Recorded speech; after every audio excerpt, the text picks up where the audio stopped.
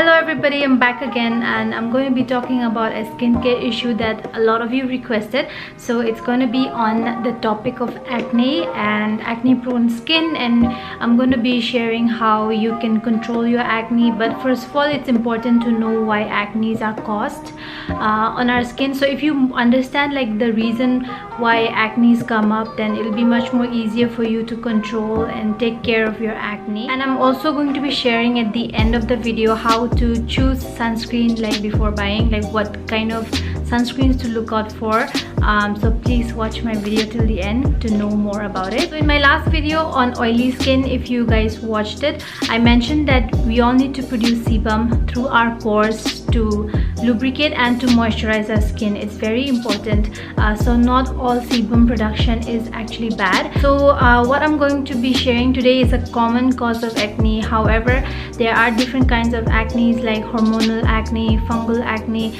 It's going to be different from that, but then it's all interrelated. And like this is the basic of how acne are actually formed. So you know, when the pores in our skin, when they get clogged or when the pores get blocked, that's when the sebum that's supposed to be produced, okay, so the sebum that's supposed to be produced, because the pores are clogged, they cannot go out, right? So they start gathering under the clogged pores and they start creating a lesser oxygen environment under the clogged pores, you know, those sebums. And what happens is bacteria, they like to survive and they like to get together in a oxygen-less environment. So that's when bacteria will start to form up with the sebums that's under the clogged pores. And what happens is that when there are lots of bacteria forming up, our white blood cell, they try to come to rescue our skin from the bacteria, and then when they meet, that's where explosion happens and you get acne. You know, like when we get acne, we see those white, disgusting white pus and all that. So that's when basically acne happens, or that's how basically acne are caused. So it's always important to use products that are not pore clogging. I'm going to be mentioning that in the later of the video, but then that's a basic idea of how acne are formed. I hope you guys understood that. It's very easy. We want to avoid that kind of situation, and that's why I always say it's important to take care of your skin, and the way you do your skincare is what matters the most. And so now let's move on to how we can control our acne and how to keep our skin clear. First reason that comes is when our pores are clogged, right? So in order to unclog your pores, you need to use AHAs and BHA. Like you need to chemically exfoliate your skin. A lot of people are afraid to chemically exfoliate your skin, thinking it's too harsh, it'll be too harsh on the skin and stuff like that, because AHA stands for alpha hydroxy acid and BHA stands for beta hydroxy acid. So the word acid itself, it's quite scary to most people, but don't be. They're the safest kind of chemical exfoliant you can use on your skin. So it's always important to start using chemical exfoliants to chemically exfoliate your skin. You know, AHA is going to resurface your skin. It's going to remove the dead skin cells on your skin, and it's going to smooth out your skin texture and stuff like that. And BHA is actually going to go deeper into your pores and remove all of the gunk and dirt from your skin. So it's actually very important in our skincare routine to, you know, to add these kind of chemical exfoliants. And I suggest you guys to exfoliate your skin at least 3 times a week. So if you find ingredients that says glycolic acid, mandelic acid or lactic acid, they're actually AHAs. So you know, so that it'll be easier for you to find products that has AHAs to exfoliate your skin. And for BHAs, you will come across salicylic acid and then benzoyl peroxide. Benzoyl peroxide is actually an antibacterial, so BHA, they're really good. And even if you have like whiteheads and blackheads, BHA is always recommended for that, so you should look out for ingredients like that. So the next thing I'm going to be sharing is something you should not do. Please do not use physical exfoliants. Physical exfoliants like walnut scrub, apricot scrub, sugar scrub and all that on your skin, especially on areas where you have acne, because you're going to further damage your skin and you're going to further irritate your acne, and you're going to cause more inflammation on the skin. Acnes are another type of inflammation on the skin, so yeah, if you do physical exfoliating on your skin, it's going to further damage your skin, and you should avoid that. I see a lot of people doing physical exfoliating on their skin, especially on their acne, to get rid of the acne. That they think they're scrubbing away the the dead skin cells and stuff like that, but actually you are doing more harm to your skin, and it's more rough on your skin.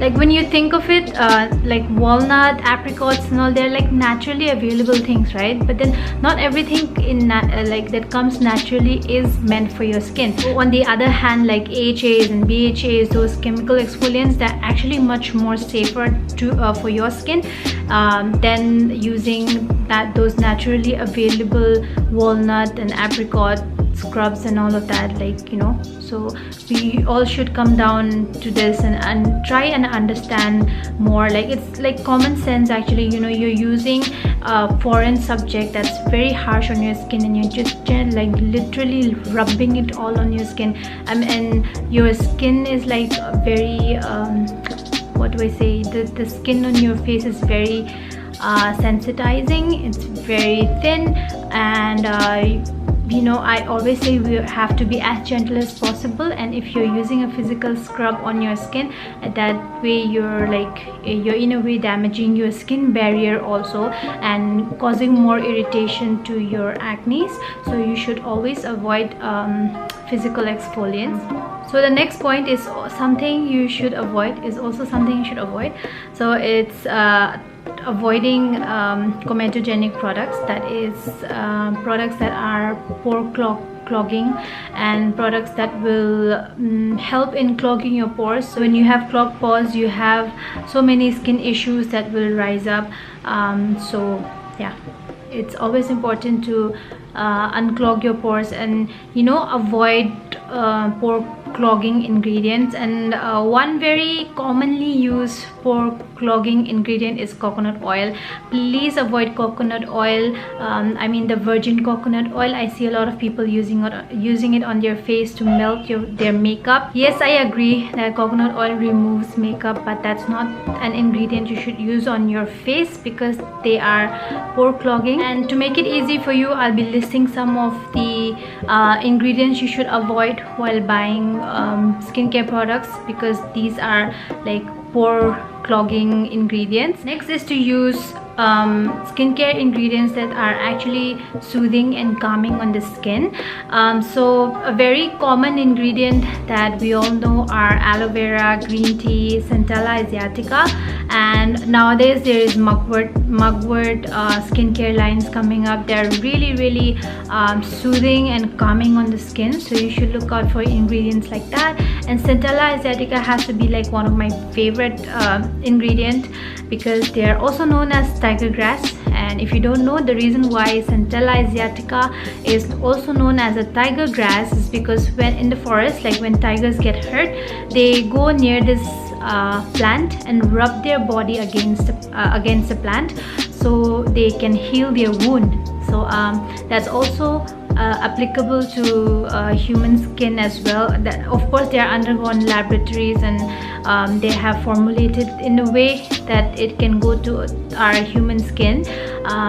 It's not that you find a plant and put it on your face. Another point is to not skip using moisturizers, because it's important to seal in your moisture barrier. It's important to strengthen your skin barrier. And because I told you guys in the beginning to use AHAs and BHAs, and in BHA you will find like benzoyl peroxide and stuff like that, but benzoyl peroxide can be drying out to the skin, so you should always seal in your skin with a good moisturizer is very important, because most people with oily to acne prone skin type, they tend to skip using moisturizer thinking it's heavy for their skin. But it's also important to find the right moisturizer. Find something which has like calming ingredients like centella, medicassicide, aloe vera, green tea. And also most of the times I recommend gel moisturizers, so that are very lightweight and that will you know, really hydrate the skin at the same time, so you won't feel heavy.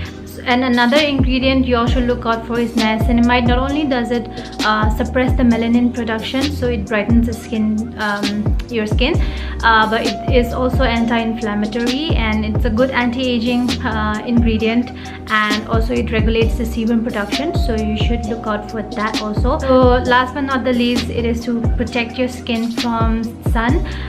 So you should all wear sunscreen on a daily basis, whether you're going out or not, because sun rays will penetrate through the window, and yeah, they can be really harming on the skin.